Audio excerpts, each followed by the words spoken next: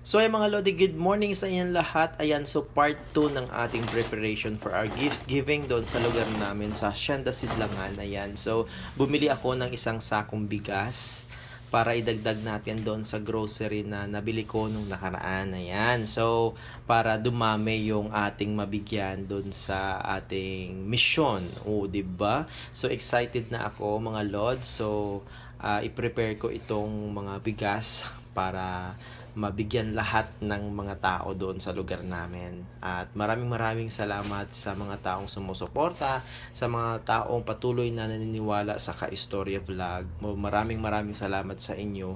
So kung wala kayo sa inyong suporta, hindi ko rin ito may share yung blessings na ibinigay sa atin ni Lord. So maraming salamat po mga Lodi.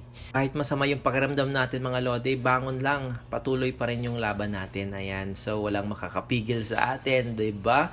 So excited na tayo sa pamimigay ng ating konting tulong sa mga kapwa natin na nangangailangan. Ayan. So share lang tayo ng mga blessings natin mga Lords dahil patuloy si Lord na magpapala sa atin, sa ating kabutihan sa kapwa natin. Maraming salamat mga Lods.